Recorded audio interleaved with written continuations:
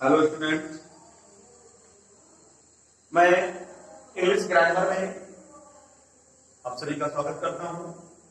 और जो क्लास 10 और 12 के लिए मैं डायरेक्ट इनडायरेक्ट का 3 पार्ट में डाल चुका हूं और उस 3 पार्ट को आप लोग देख चुके होंगे और उसमें हमने 3 नियम बता दिया था। कल थोड़ा तीसरे पार्ट में एग्जाम्पल में नहीं बता पाया था, आज मैं उसी एग्जाम्पल को पहले बताऊंगा। इसमें हमने कल बताया था तीसरे नियम में कि रिपोर्टिंग वर्ब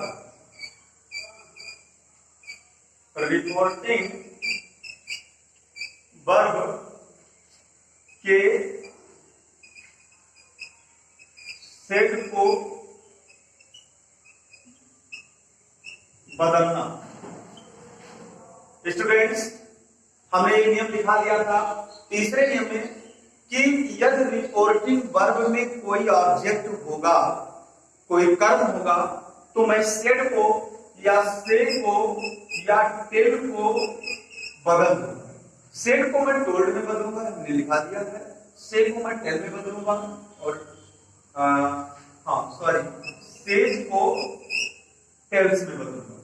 ठीक है, इसी का एग्जाम्पल कल बताना छूट गया था, बताने के लिए वीडियो रुक गया था और मैं एग्जाम्पल बता रहा हूं। जैसे he said to me,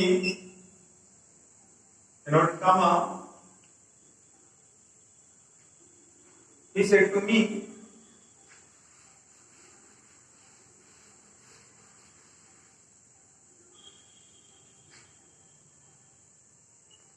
Ram has written his homework।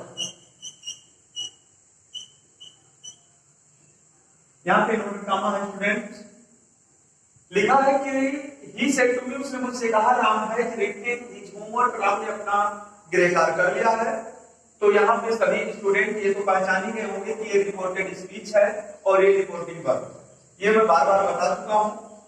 और हमें रिपोर्टेड स्पीच को ये पहचानना है कौन सा सेंटेंस है, और रिपोर्टेड स्पीच ये देखा जा रहा है तो ये कौन सा सेंटेंस है, असर्टिव सेंटेंस है। ठीक है, और अगर ये असर्टिव सेंटेंस हो तो तुरंत हमें पहला नियम हमने बताया है तय करना। ठीक है, और उसके बाद दूसरा नियम हमने बताया है कि ये अगर पास्ट टेंस में हो तो इसे टेंस में बदलना है। चलिए ठीक है, उसे मैं आगे भी बदलता हूं, पहले इसको मैं देखता हूं। यहाँ पे मैं ही उतारूंगा और बच्चों यहाँ पे ध्यान देना है कि अगर सेट अकेला होता, ठीक है, तो मैं सेट को सेट ही उतार देता, लेकिन यहाँ एक कंडीशन आ गया है कि सेट के बाद ऑब्जेक्ट है यानी मी, तो मैं सेट टू दोनों को हटा करके टोल्ड में बदलूंगा। ठीक है, टोल्ड और मी को तो उतारना ही होगा, यानी सेट टू दोनों हट जाएगा। क्यों हटा, इसका एक कंडीशन है कि जब रिपोर्टिंग वर्ब में कोई ऑब्जेक्ट, ठीक है, तो यहाँ पे भी ऑब्जेक्ट है। अगर यहाँ पे भी हटा दो तो सेट सेडमिल उतर आएगा। ठीक है, यहाँ रिपोर्टिंग वर्ब में केवल यही बदलना और कुछ नहीं बदलना। ठीक है, अब ये पास्ट टेंस में है, सेड है तो ये पास्ट टेंस में है। हमने कल भी बता दिया था कि से की दूसरी अवस्था सेड होती है और पास्ट इंडेफिनिट में दूसरी अवस्था लगती है, तो ये टेंस है और ये कह रहा है कि जाइएगा तो उधर टेंस में बदल दीजिएगा, ये आदेश दे दिया है। ठीक है, हम आगे ही चेक कर रहे हैं। राम यानी सब्जेक्ट में उतार दिया हूं और ये यहाँ पे आदेश दिया है कि टेंस को बदल देना है, तो यहाँ हमने टेंस को पहचानना शुरू किया, क्योंकि टेंस में बदलना है तो हमें टेंस पहचानना है कि किस टेंस है तो किस टेंस में ले जाए।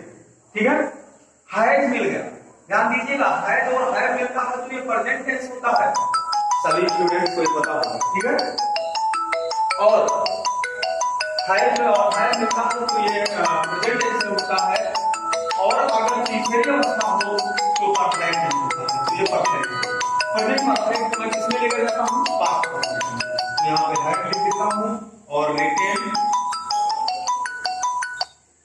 His home work.